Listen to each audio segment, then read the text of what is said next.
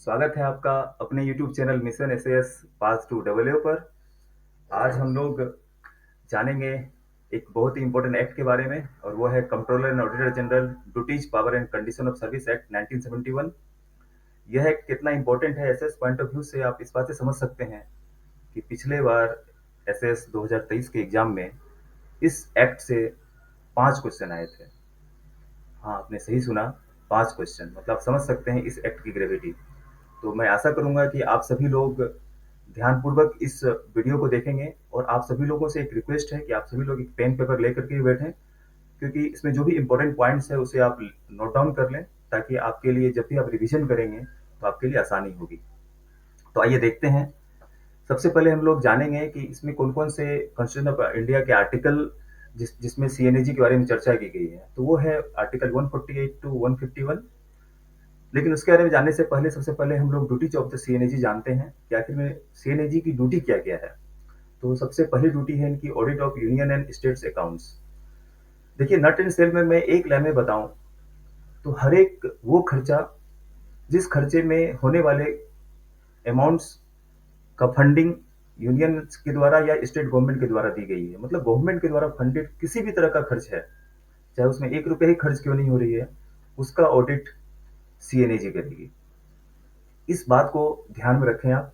तो देखते हैं, पहला टॉपिक है audit of union and state accounts. That means CAG जो है वो यूनियन और स्टेट गवर्नमेंट्स की जो भी खर्चे हैं उसकी ऑडिट कर सकती है। साथ साथ जितने भी ऑटोनोमस बॉडीज और अथॉरिटीज हैं जिनको भी पब्लिक फंड से फंड की जाती है, उसका भी ऑडिट सीएनएजी ही करेगी। दूसरा है audit of receipts and expenditure.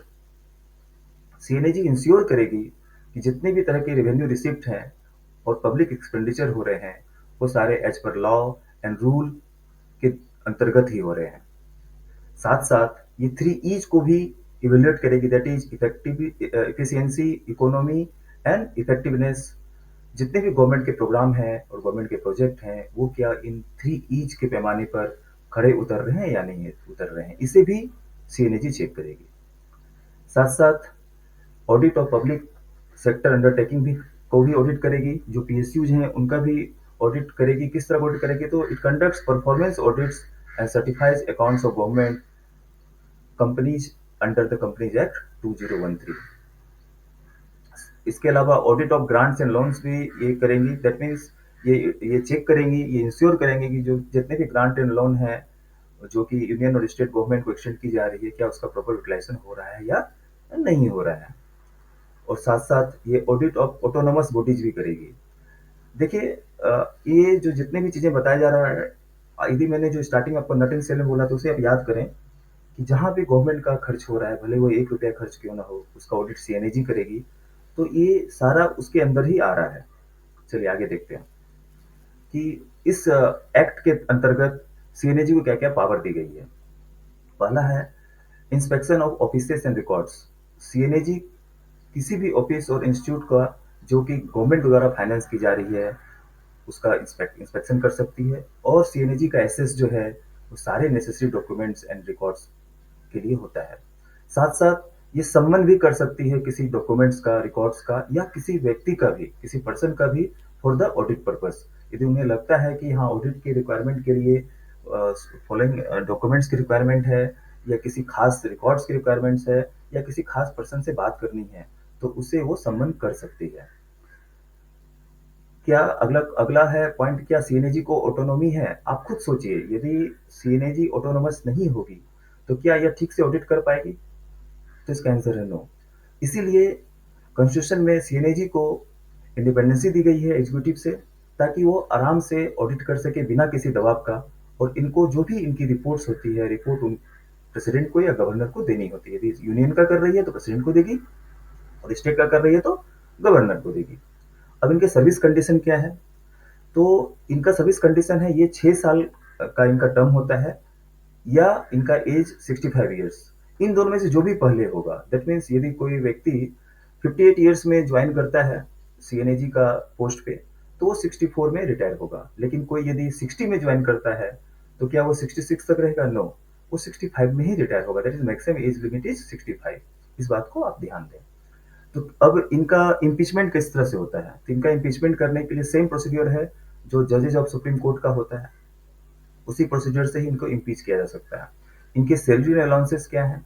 तो जो सुप्रीम कोर्ट जज के जो सैलरी होते हैं, उसी के इक्विवेलेंट में इनको सैलरी मिलती है। इससे इनको फाइनेंशियली इंडिपेंडेंस मिलती है। अब इनका रिस्ट्रिक्शन और आफ्टर रिटायरमेंट क्या है? तो देखिए, यदि सीएनएजी के पोस्ट पे रिस्ट्रिक्शन आफ्टर रिटायरमेंट नहीं रहेगा, तो ये फेवर में या किसी के दबाव में काम कर सकती है।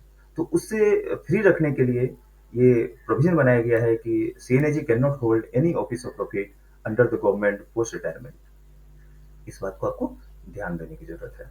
नेक्स्ट है ऑडिट रिपोर्ट। जो ये ऑडिट करती है, मैंने आपको पहले बताया कि जो भी ऑडिट करती है, उस ऑडिट करने के बाद में ये रिपोर्ट जो है डायरेक्टली प्रेसिडेंट या गवर्नर को सबमिट करती है।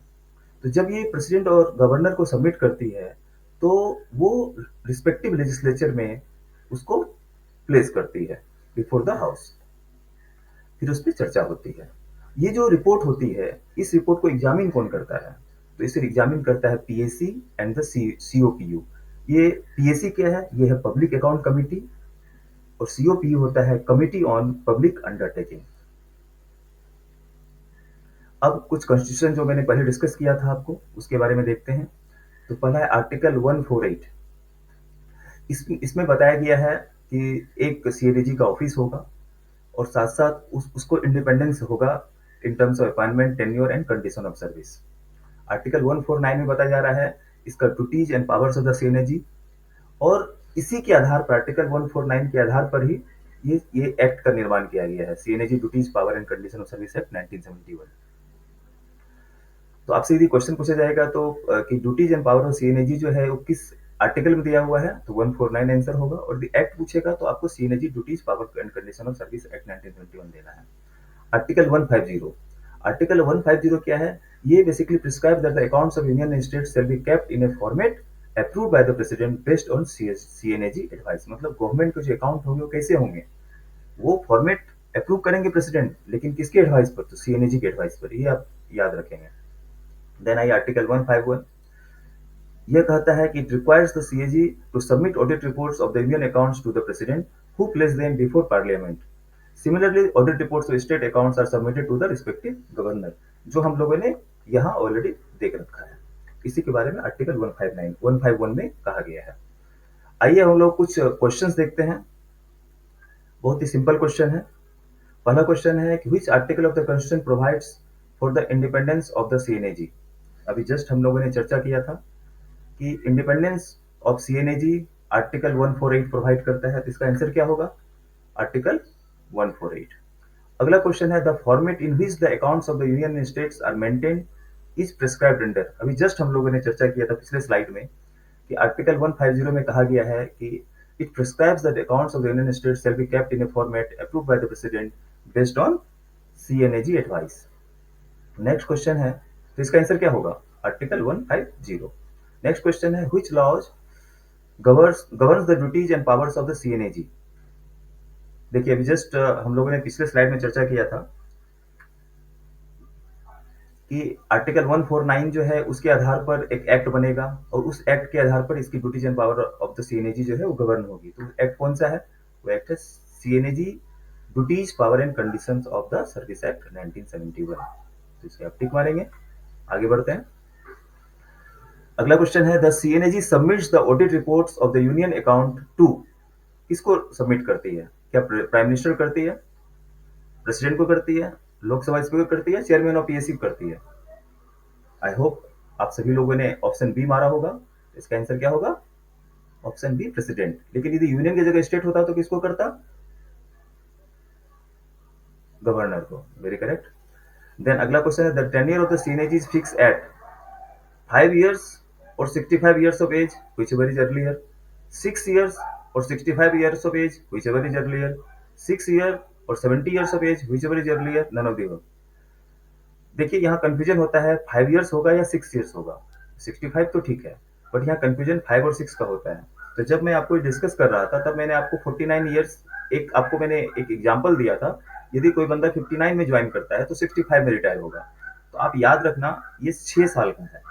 तो ये 6 साल का है और आई होप जैसा मैंने आपको स्टार्टिंग में बताया था कि आपने इंपॉर्टेंट पॉइंट्स को नोट किया होगा, तो ये पॉइंट्स आपने जरूर नोट किया होगा। आपने देखा कि मैंने इस वीडियो को बहुत ही नट एंड सेल में बनाया है, तो इसमें से कोई भी पॉइंट इसी नहीं से छोड़ने वाली पॉइंट है, आपको सारे पॉइंट्स को याद रखना है। तो इसका आंसर क्या होगा? 6 years और 65 years of age whichever is earlier. अब देखिए, ये वो क्वेश्चन है जो क्वेश्चन एसएस एग्जाम में 2023 में पूछा गया था। पहला क्वेश्चन है, C and AG shall be paid a salary which is equal to the salary of which of the following dignities. इसमें से किनके सैलरी के बराबर सीएनएजी साहब को सैलरी मिलती है? तो पहला ऑप्शन है मिनिस्टर ऑफ स्टेट, दूसरा है कैबिनेट सेक्रेटरी, तीसरा है सेक्रेटरी और चौथा है सुप्रीम कोर्ट जज। ये मैंने आपको अभी जस्ट पिछले स्लाइड में बताया था और आई होप आपने नोट भी किया होगा। तो अपने इस नोट को पलटें और ऑप्शन डी को टिक मारें, क्योंकि सीएनएजी को जो सैलरी मिलती है वो सुप्रीम कोर्ट जज के इक्विवेलेंट मिलती है। इससे सीएनएजी को क्या मिलता है? इससे फाइनेंशियल इंडिपेंडेंस मिलता है। ओके, अगला क्वेश्चन है जो एसएस एग्जाम में ही आया था पिछले साल, वो है इन चारों ऑप्शंस में से you have to identify the incorrect statement. मतलब ये तीन ऑप्शन जो है वो सही है, कोई एक गलत है। पहला ऑप्शन देखिए, पहला बोल रहा है the pay and allowances of the controller and auditor general will be equivalent to a जज ऑफ द सुप्रीम कोर्ट।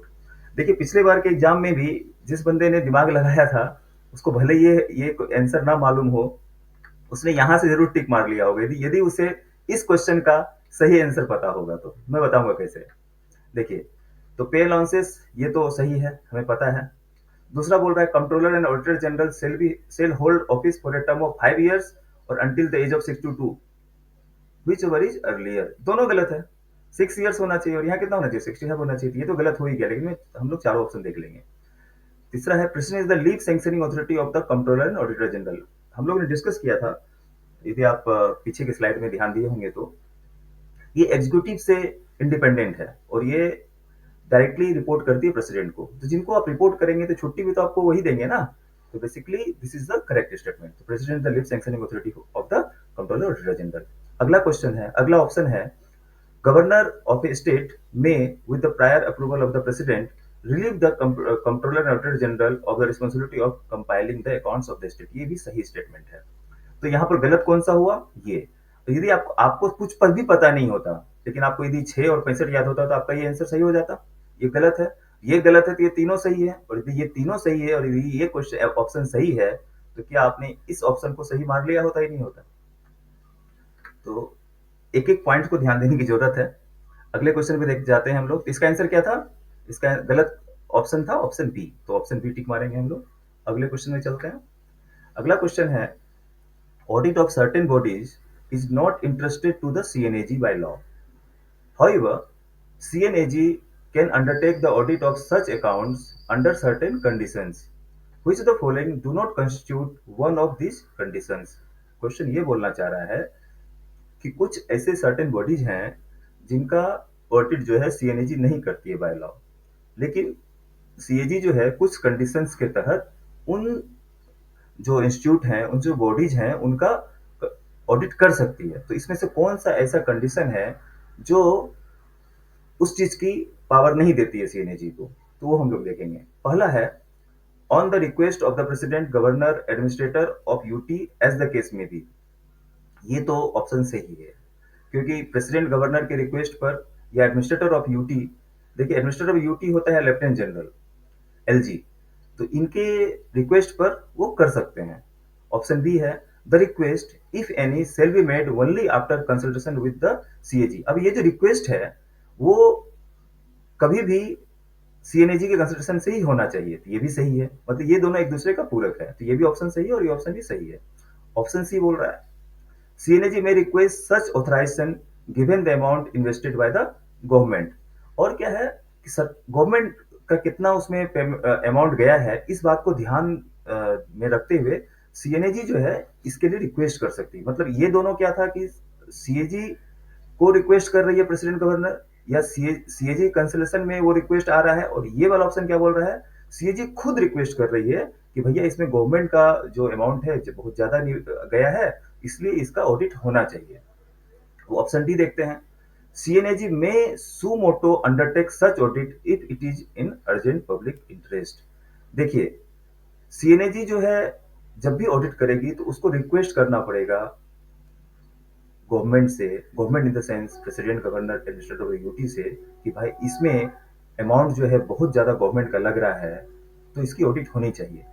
सीएनएजी कभी भी सू मोटो अंडरटेक नहीं कर सकती है कि ये अर्जेंट अर्जेंट पब्लिक इंटरेस्ट में है। तो इसमें ऑप्शन ए, बी और सी ये तीनों सही कंडीशन है और ऑप्शन डी जो है गलत कंडीशन है। मैं इसको इसलिए ज़्यादा इस क्वेश्चन को आपको डिटेल में एक्सप्लेन कर रहा हूँ। इस क्वेश्चन से जो भी क्वेश्चन बन सकते हैं उसका आप आंसर दे पाएंगे।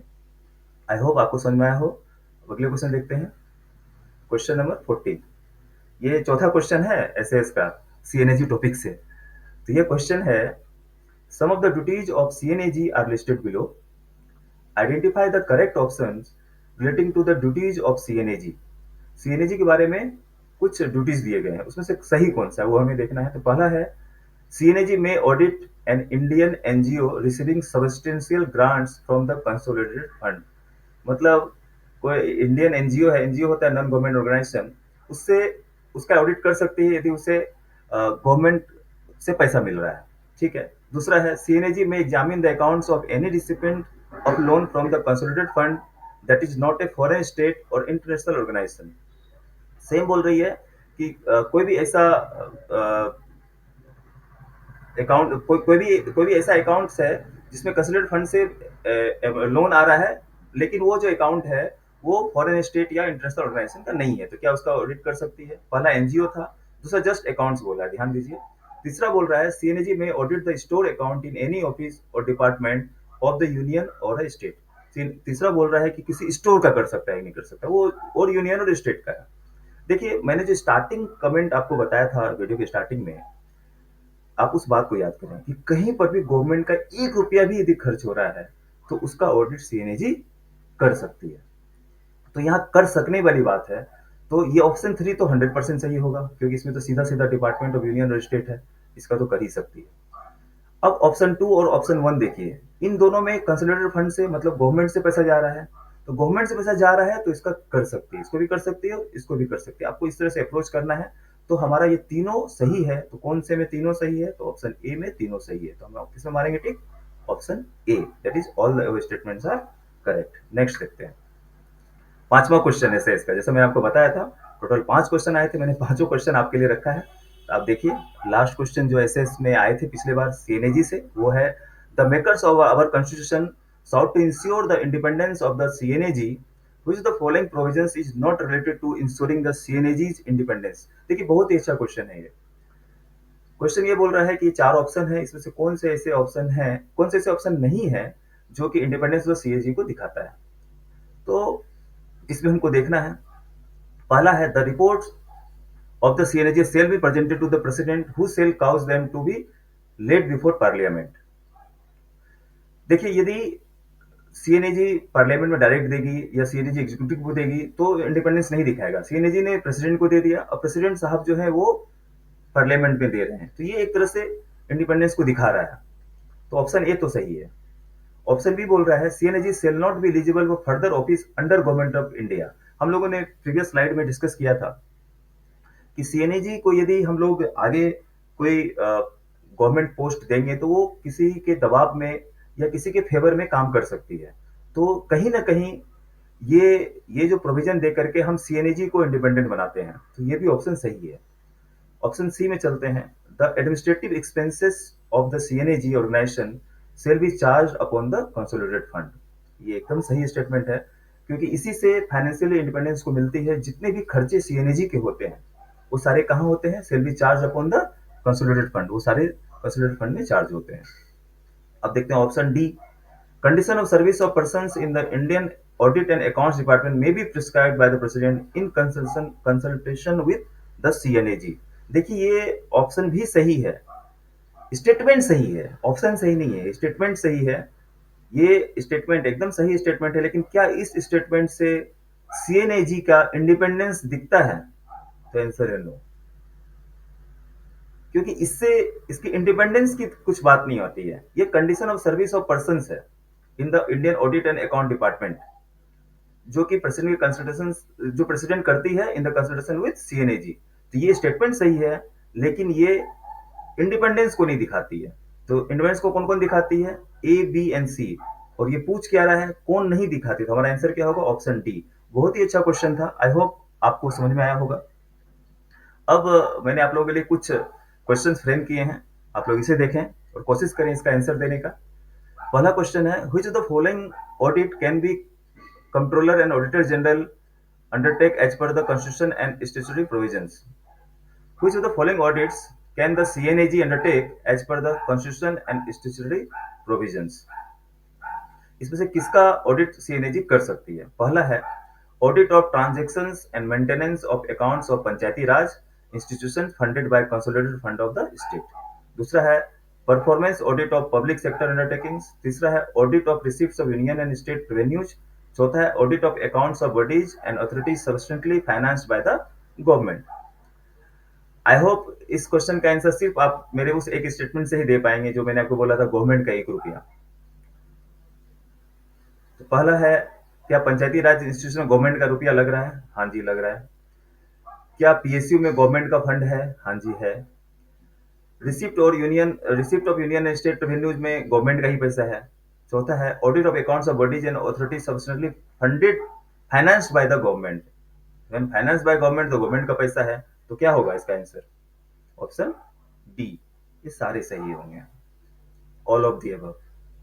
क्वेश्चन 2 देखते हैं। Consider the following statements regarding the independence of the C and AG. Again independence की बात आ रही है। पहला है the salary and allowances of the C and AG are charged on the consolidated fund of the India and can not be reduced during their term of office. दूसरा है the C and AG is eligible for reappointment to the same or any other position under the government of India. तीसरा है the condition of service of the C and AG are determined by the president after consulting the union council of minister. देखिए ये option सही है क्योंकि charge होती है consolidated fund of India में। ये क्या ये सही है? ऑप्शन 2 रिफंड होता है क्या? हम लोगों ने डिस्कस किया ना पिछले स्लाइड में कि उसका रिफंड नहीं हो सकता है, तो ये ऑप्शन 2 तो गलत है।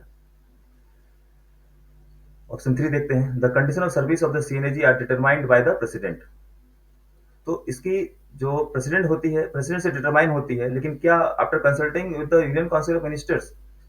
नो, इसका तो ऑलरेडी इसमें प्रोविजन दिया हुआ है, आपके कॉन्स्टिट्यूशन में प्रोविजन दिया हुआ है और इसके लिए एक एक्ट बना हुआ है। उस प्रोविजन के द्वारा ही वो गवर्न होती है। उस प्रोविजन में चेंज करने के लिए आपको संसद में संसद में संविधान संशोधन करना पड़ेगा। तो ये तो नहीं है, तो इसमें ऑप्शन 1 ही करेक्ट है ओनली। तो इसका आंसर क्या होगा? Option 1 only, that is option A 1 only. Next question. Under which of the following circumstances can the CNAG audit the accounts of any body or authority? पहला है when the body is funded by private donation but performs a public duty. देखिए question आपसे क्या पूछ रहा है? Question आपसे ये पूछ रहा है कि इसमें से जितने भी सर्कमस्टांसेस दिए हुए हैं, इसमें से कौन से सर्कमस्टांसेस हैं जिसमें सीएनएजी जो है ऑडिट कर सकती है एनी बॉडी और अथॉरिटी का। तो पहला है ऐसा बॉडी जो कि प्राइवेट डोनेशन से चल रहा है लेकिन परफॉर्म कर रहा है पब्लिक ड्यूटी पे।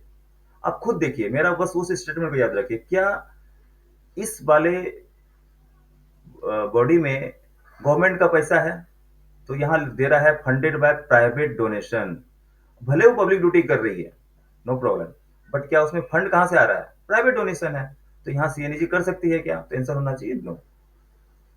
दूसरा है when the accounts of the body involves receipts and expenditure from the consolidated fund। जब देखिए उसका जो बॉडी का जो जो भी जिस बॉडी की बात हो रही है उसका जो अकाउंट्स है उसमें रिसीप्ट्स एंड एक्सपेंडिचर जो है कंसोलिडेटेड फंड से इन्वॉल्व हो रहा है। तो क्या ये होगा? ऑफ कोर्स होगा। तो ऑप्शन 2 तो सही होगा, ऑप्शन 2 तो सही है। अब आइए अगला देखते हैं। When the audit is mandatory, when the audit is mandated by a specific law passed by the parliament or the state legislature। जब उसका ऑडिट अब कोई लॉ के द्वारा मैंडेट कर दिया गया वहां का ऑडिट करना है, तो ये तो सही है, तो ऑडिट करना ही पड़ेगा। तो इसका आंसर क्या होगा? 2 and 3। 2 and 3 किस में है? तो ऑप्शन बी है। तो हम किसको मारेंगे? ऑप्शन बी मारेंगे। विद दैट आई होप मैंने आपको सीएनएजी के बारे में नट एंड सेल में मोटा-मोटा आपको जानकारी दे दी है। डिटेल जानकारी के लिए हमें डीपीसी एक्ट 1971 पढ़ने की ज़रूरत है। लेकिन मेरे विचार से जितना मैंने आपको बताया है, इसे इसे ही आप ठीक से पढ़ते हैं, तो एसएएस पॉइंट ऑफ व्यू से तो आपको दिक्कत नहीं आने वाली है। फिर भी आपके मन में किसी भी तरह के कोई डाउट, शंका या कोई सवाल है, तो आप कमेंट सेक्शन में अपने डाउट्स को पूछ सकते हैं और मैं कोशिश करूँगा कि आपका जो भी क्वेश्चंस होंगे, उनका आंसर सेम टाइम दे पाऊँ।